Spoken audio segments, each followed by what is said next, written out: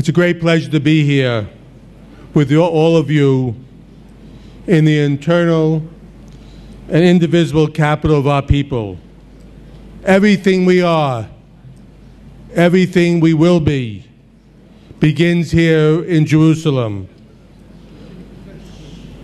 There is only one Jerusalem.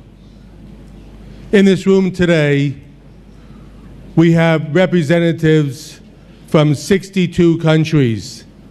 We go from Argentina to Zimbabwe.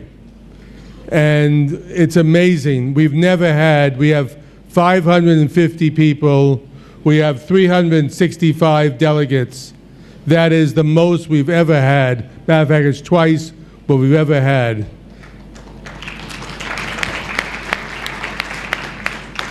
We have roughly 99% of the Jewish people in the world represented here. This is truly a World Jewish Congress.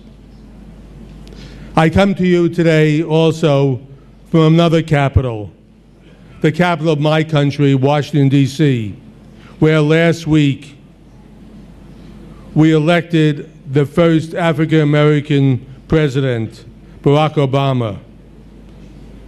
And this was the magnificent and constant renewal of the American dream.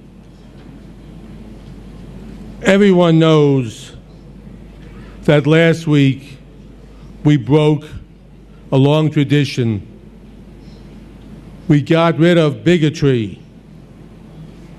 No other country in the world, England, France, Australia, or Germany, would ever do something like this, I think. The United States, once again, stands in the forefront of history. But America was not always on the right side in its treatment of minorities. We have shown the world that we can evolve. We can correct our mistakes. We can chart a new course. We can have a bright new beginning. America can do this. But today, as I stand before you, I seriously wonder if the rest of the world has the capacity to do this too, especially when it comes to the Jewish people. And I say this not because of the long and bitter history that we have suffered, but in light of recent events. When I think and look at the double standards that the world applies to Jews, not just here in Israel, but in every country on the planet, I come to the sad conclusion that with anti-Semitism, the best we can hope for is that anti-Semitism will be put down. But it's like a deadly virus. It keeps coming back. And it's all of our jobs to do everything we can to hold it back. We cannot eliminate it, but we can do a lot to stop it. But why is the entire world putting this double standard against Jews in Israel? Why, you ask, that the world protests Israel's desire to protect itself? What would happen if Mexico sent rockets into Texas or Canada sent rockets into New York? Would anybody question the American reaction? Then why were all the news channels and newspapers attacking Israel for doing what any other country in the world would do? Why do they not react to what we're doing? Interesting enough, on the same day that the news and all the channels were attacking Israel, there were 40 Sunnis killed in Iraq by a Shiite bomb. We never saw those pictures. We never heard an outcry. Nothing. Why? Because it did not involve Jewish blood. And I say to you that Jewish blood for the news is a very cheap commodity. Why? Why all these stories? Why don't they talk about the anti-Semitic sermons that come from the mosques or the teaching of hate in schools? Why the double standards? Why does the world hate Jews? And why do we see all over the amount of anti-Semitism? And why in the United Nations that goes into special night sessions about Jews attacking Gaza, but doesn't bother for years to talk about what is happening when the Jewish homeland is attacked by rockets? The United Nations, which is supposed to be about world peace, has put more resolutions about Israel than any other world body, than any other country, excuse me. And I repeat, we're about to see something in April in Durban too, which will be nothing more than another attack on Jews and Israel. And why is it that we've seen the following incidents in countries that are supposed to be civilized countries? In Denmark, a school principal declared that Jewish students were not welcome in the school and told Jewish parents to send their children someplace else. In Italy, the leader of a trade union called for a boycott of Jewish shops. A Greek newspaper explained the Gaza operation this way: after Jews plundered the world economy, they are now preparing for war around the world. The list goes on from Spain, Belgium, Turkey, Germany, and Great Britain. This is not 1942, but 2009. And all this happened in the last month. Let's be very clear about this. And forgive me for stating the obvious. This is nothing more than organized anti-Semitism. Anti-Israel is nothing more than anti-Semitism.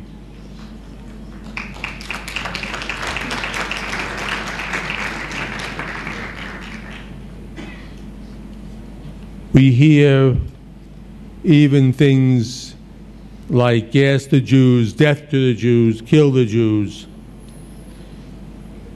71 years ago,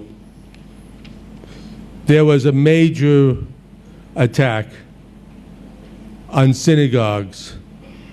It was called Kristallnacht. It was a time that throughout Germany and Austria, synagogues were burnt, and the fire departments kept people away from stopping the fire. But what's most important about Kristallnacht is that the world did not react. And 5 days after Kristallnacht, at a cabinet meeting with Adolf Hitler and his cabinet, he made a very famous statement that sealed the fate of the Jews. He said, and I'm literally quoting, "We can do with the Jews what we want. The world doesn't care."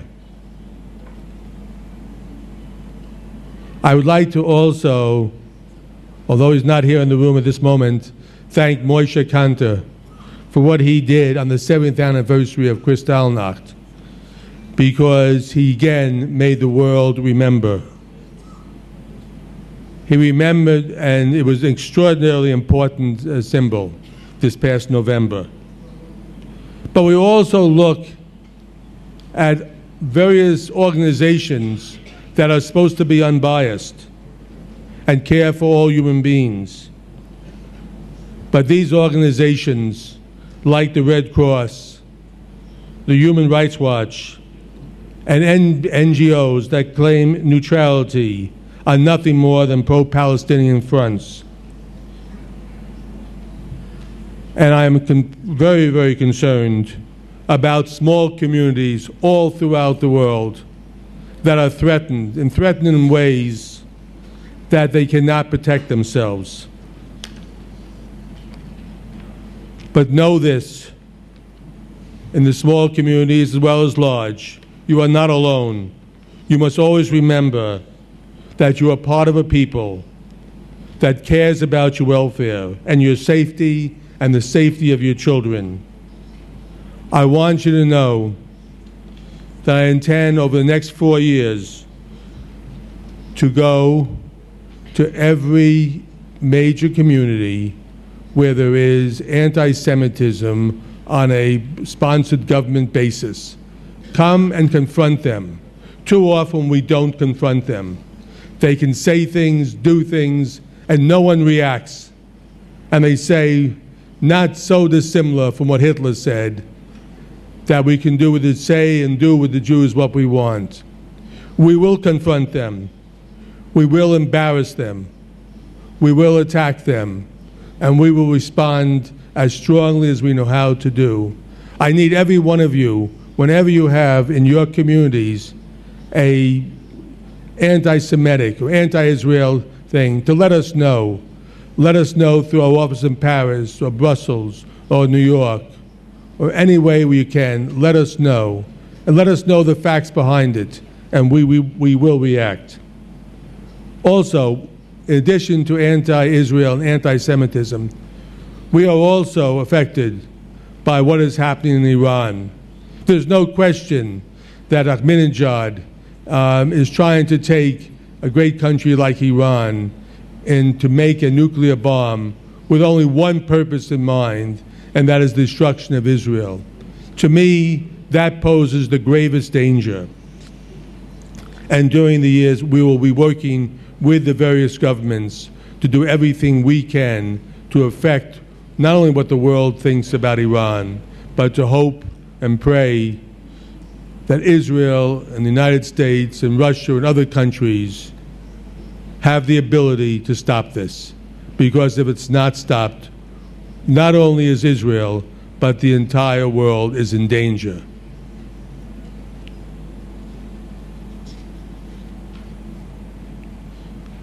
Anti-Semitism must be stopped and confronted.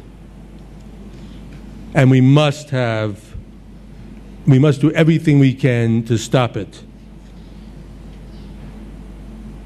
But as Prime Minister Netanyahu said, the real aspect of it is not ex-Prime Minister.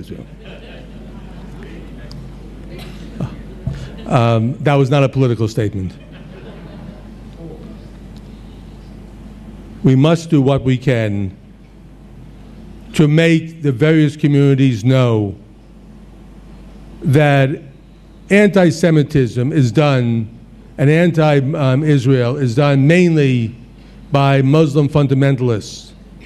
We must work with the various governments there to say that anti-Semitism, anti-Israel is being pushed by these fundamentalists. And today it may be anti-Israel. Tomorrow it may be anti-France, anti-Germany, anti-Christian, anti-Hindu, and even anti-Muslim, the moderate Muslims. We must work together.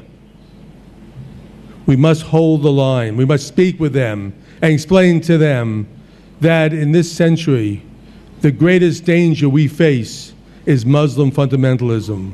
We must do everything we can as a people working together. Just as Hitler's anti-Semitism started against the Jews, it enveloped the entire world. They say that Israel is their sworn enemy. They say, the fundamentalists, that they want all Jews dead. But we've also seen what they've done in London and Mumbai and Spain and Bali. and Kenya and New York and Washington. These were not attacks against Jews. These were attacks against Muslims and Hindus and Christians in the entire world. All we know is that Iran must be stopped. Ahmadinejad has promised a world without Israel. But no one should doubt our word. The Jewish people are not going anywhere. Israel isn't going anywhere. Jews will live in the God-given homeland, and they will protect their people, period. End of story. Finally, thank you. We should remember that 60 years ago, there was no Israel. There was no IDF. There was no refuge for world Jewry. And when the world turned its back on Europe's Jews, we lost half our people. We had no ability to defend ourselves. It's true that today we are strong, but it's interesting to note that there are only 14 million Jews in the world and more than 6.5 billion people. We are not 5% of the world's population. We're not even 1% of the world's population. We make up 0.2% of humanity. And it's amazing to see the effect that we have. But our strength comes from being united.